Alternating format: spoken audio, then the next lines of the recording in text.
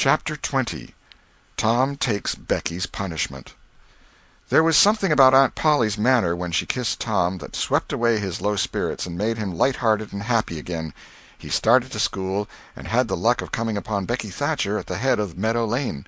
His mood always determined his manner. Without a moment's hesitation he ran to her and said, "I acted mighty mean today, Becky, and I'm so sorry. I won't ever do that way again, as long as I ever live. Please make up, won't you?"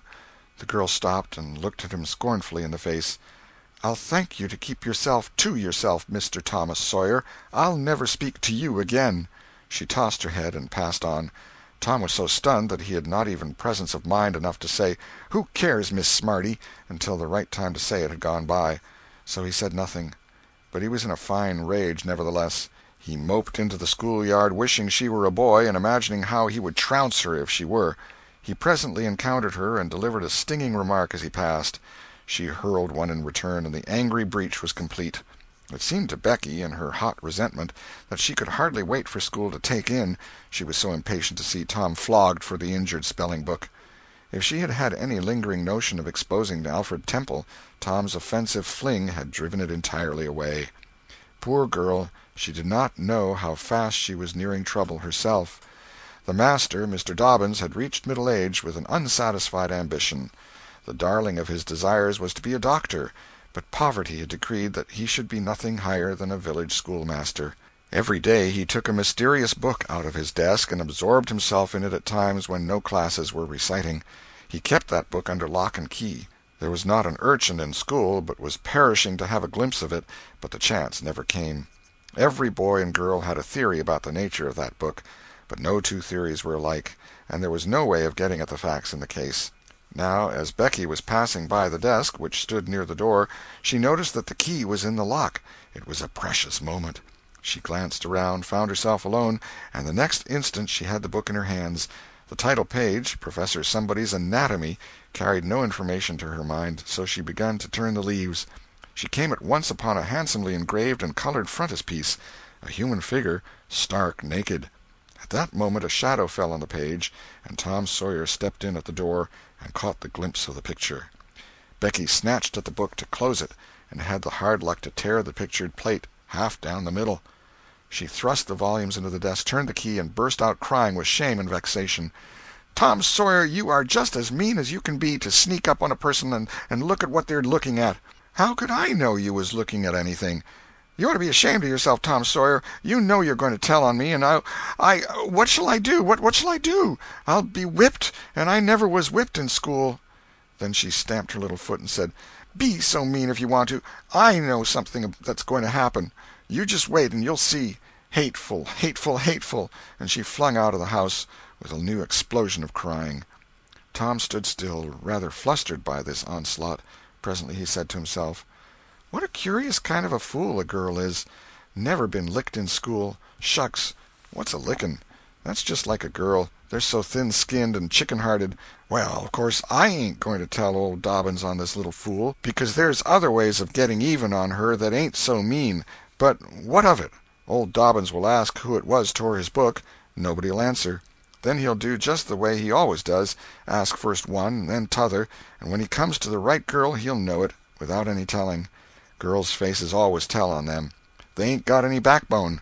She'll get licked. Well, it's a kind of a tight place for Becky Thatcher, because there ain't any way out of it." Tom conned the thing a moment longer, and then added, "All right, though. She'd like to see me in such a fix. Let her sweat it out." Tom joined the mob of skylarking scholars outside. In a few moments the master arrived, and school took in. Tom did not feel a strong interest in his studies. Every time he stole a glance at the girl's side of the room, Becky's face troubled him. Considering all things, he did not want to pity her, and yet it was all he could do to help it. He could get up no exultation that was really worthy the name. Presently the spelling-book discovery was made, and Tom's mind was entirely full of his own matters for a while after that. Becky roused up from her lethargy of distress and showed good interest in the proceedings. She did not expect that Tom could get out of his trouble by denying that he spilt the ink on the book himself, and she was right. The denial only seemed to make the thing worse for Tom. Becky supposed she would be glad of that, and she tried to believe she was glad of it, but she found she was not certain. When the worst came to the worst, she had an impulse to get up and tell on Alfred Temple. But she made an effort, and forced herself to keep still. "Because," said she to herself, "he'll tell about me tearing the book, sure. I wouldn't say a word, not to save his life."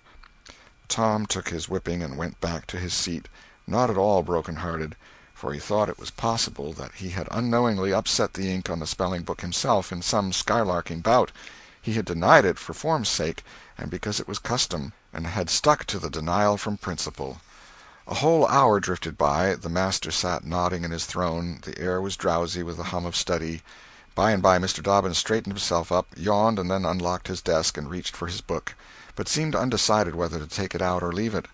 Most of the pupils glanced up languidly, but there was two among them that watched his movements with intent eyes. Mr. Dobbins fingered his book absently for a while, then took it out and settled himself in his chair to read. Tom shot a glance at Becky. He had seen a hunted and helpless rabbit look as she did, with a gun leveled at its head.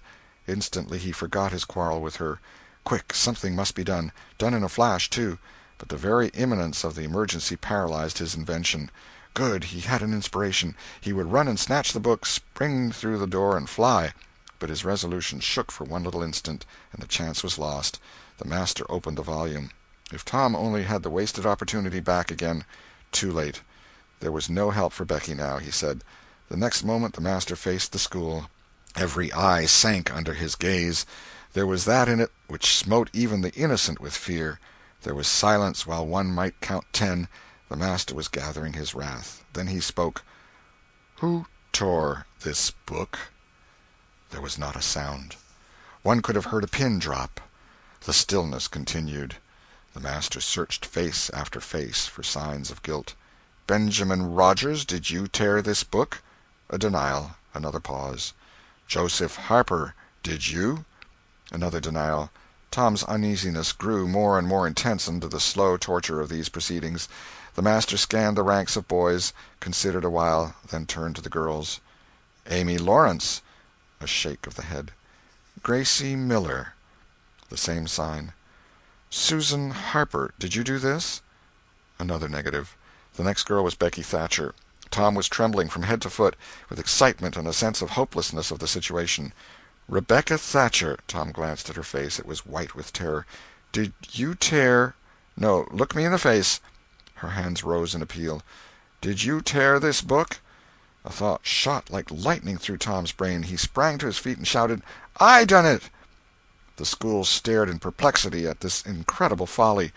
Tom stood a moment to gather his dismembered faculties, and when he stepped forward to go to his punishment, the surprise, the gratitude, the adoration that shone upon him out of poor Becky's eyes seemed pay enough for 100 floggings. Inspired by the splendor of his own act, he took without an outcry the most merciless flaying that even Mr. Dobbins had ever administered, and also received with indifference the added cruelty of a command to remain 2 hours after school should be dismissed. For he knew who would wait for him outside till his captivity was done, and not count the tedious time as loss, either. Tom went to bed that night planning vengeance against Alfred Temple, for with shame and repentance Becky had told him all, not forgetting her own treachery. But even the longing for vengeance had to give way soon to pleasanter musings, and he fell asleep at last, with Becky's latest words lingering dreamily in his ear. "Tom, how could you be so noble?" End of chapter 20.